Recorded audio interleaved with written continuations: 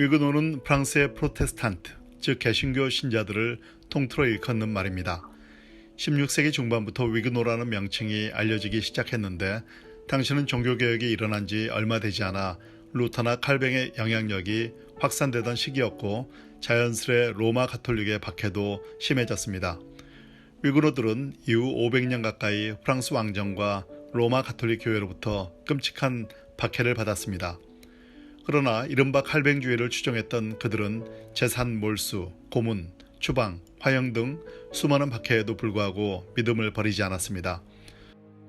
1562년 바시의 학살, 1572년 성 바돌로메 대학살 등을 거치며 수많은 위그노들이 목숨을 잃었습니다.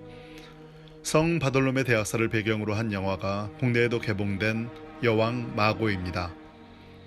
이 학살로 인해 파리 세느강은 학살당한 위그노들이 흘린 피로 물들여졌다고 합니다. 엄청난 박해에도 불구하고 위그노들은 믿음을 버리지 않았고 가톨릭의 박해는 더욱 심해졌습니다. 그 결과 프랑스는 역사에서 위그노 전쟁으로 알려진 30년 전쟁을 치르게 되었습니다. 이 전쟁으로 인해 다시 수많은 위그노들이 목숨을 잃어야 했습니다.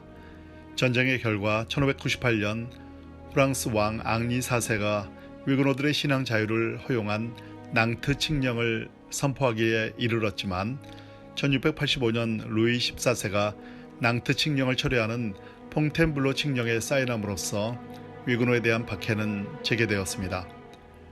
위그노들은 다시 신앙의 자유를 박탈당했고 같은 위그노들 간의 결혼은 허용되지 않았으며 죽은 위그노 교도들의 장례조차 불가능할 정도로 박해는 극심했습니다.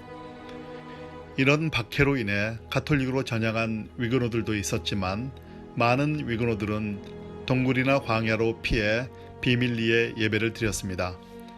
수세기에 걸친 무자비한 박해 속에서도 위그노들은 믿음을 버리지 않고 예배자의 삶을 살며 신앙을 보존해 지금에 이르게 했습니다. 당시 프랑스에서 위그노로 산다는 것은 모든 희생을 각오하고 생명까지 던질 수 있다는 것을 의미했습니다. 오직 믿음을 지키기 위해서 말입니다. 그들은 어떤 경우에도 예배를 포기하지 않았습니다.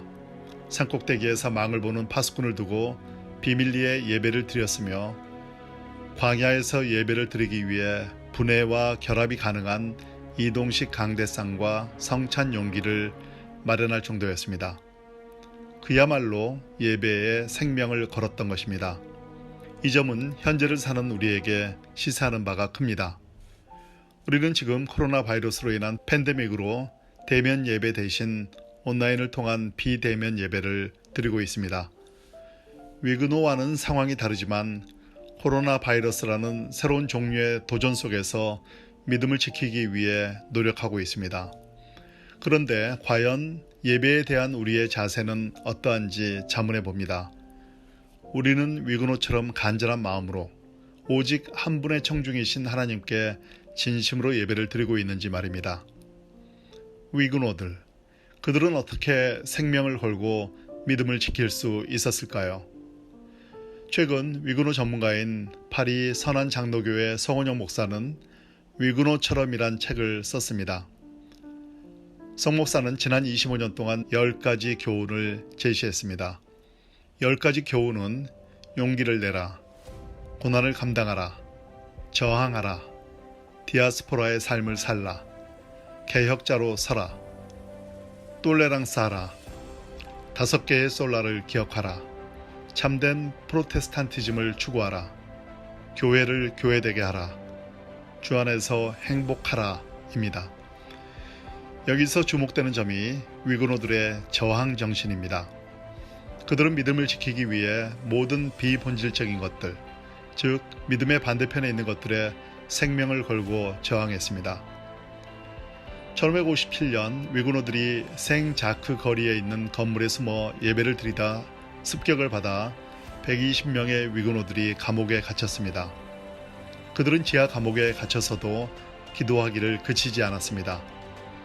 그들 중 9명이 화형을 당했는데 그 9명 모두 당당하게 믿음을 선포하며 불길로 들어갔다고 합니다. 당시 23세의 미망인이었던 그라브롱 부인은 화영대 장작 더미에 오를 때 하얀 드레스를 입고 면사포를 썼습니다. 그동안 남편의 죽음을 슬퍼하며 상복을 입고 있었던 그녀는 죽음을 기쁨으로 맞이하며 주 예수 그리스도와의 혼인 예식에 들어가는 신부의 모습으로 자신을 단장했던 것입니다. 장작에 불이 붙고 불꽃이 타오르자 순교자들은 하늘을 향해 얼굴을 들고 마지막 순간까지 자신들이 지닌 믿음의 견고함과 영혼의 순결함을 증언했습니다. 프랑스 개신교인들의 마음에 위그노의 상징적 인물로 자리잡은 신앙의 영웅이 있습니다. 바로 마리 듀랑으로 우리나라의 주기철 목사님이나 손양원 목사님 같은 인물입니다. 위그노 신도였던 그녀는 신앙과 양심의 자유를 위해 저항하면서 38년 동안 콩스탕스 감옥에 갇혀 살았습니다. 듀랑은 감옥에서도 예배자의 삶을 견지했습니다. 그녀는 감옥 안에서 함께 생활하던 동료들을 돌보고 그들을 믿음으로 이끌었습니다. 그녀가 들어가자 감옥은 예배당이 되었던 것입니다. 그녀를 상징하는 단어가 바로 저항하라는 뜻의 레지스테입니다. 듀랑은 콩스탕스 감옥 중심에 있는 물을 길어 올리는 구멍 주위에 이 레지스테라는 단어를 새겼습니다. 비진리에 저항하고 양심의 자유를 지키기 위해 저항하고 복음을 위해 저항하라는 말입니다. 그 글을 매 순간 바라보면서 그녀는 고통스러운 삶과 가톨릭의 회유 앞에서 흔들리는 자신을 다시 세우고 방황하는 동료들의 마음을 붙들어 주었습니다. 그녀가 돌에 새긴 레지스테는 이후 프랑스 개신교인들의 영혼에 새겨졌고 그것은 개신교 신자들의 좌우명과 정체성이 되었습니다. 그 정신으로 위그노들은 양심의 자유를 따라 살며 세상을 변화시키는 용감한 자들이 되었습니다. 레지스테의 명사형은 레지스탕스입니다.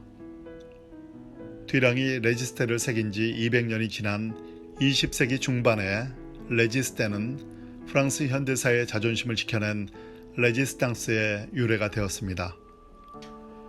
위그노의 정체성을 나타내는 상징 가운데 하나가 망치와 모루입니다. 망치와 모루는 대장장이가 사용하는 연장으로 대장장이는 불에 달궈진 쇠를 모루 위에 올려놓고 망치로 사정없이 두드리면서 자신이 원하는 모양을 만들어냅니다.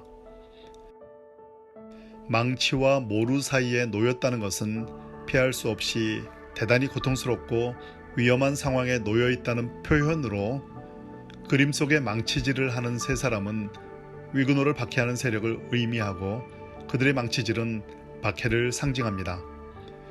그림의 둘레에 기록된 문장은 아무리 망치질을 해도 쇠는 결코 닳아 없어지지 않는다는, 결국은 망치만 닳아 없어지게 될 것이라는 뜻입니다. 위그노들의 불굴의 정신을 잘 표현하는 상징입니다. 위그노들의 믿음의 본질을 지키기 위한 불굴의 사례들은 수없이 많습니다. 위그노 성지인 남프랑스에 있는 광야 박물관에는 고문으로 시달린 한 위그노 신자의 짧은 기도문이 간단한 그림과 함께 전시되어 있습니다. 성은영 목사는 그 기도문을 사진으로 찍어 보관하며 수시로 꺼내 읽으며 믿음을 다진다고 합니다. 거기에는 이렇게 쓰여 있습니다. 주님이시여, 저로 하여금 저를 묶고 있는 쇠고리를 혼인 반지로 보게 하소서.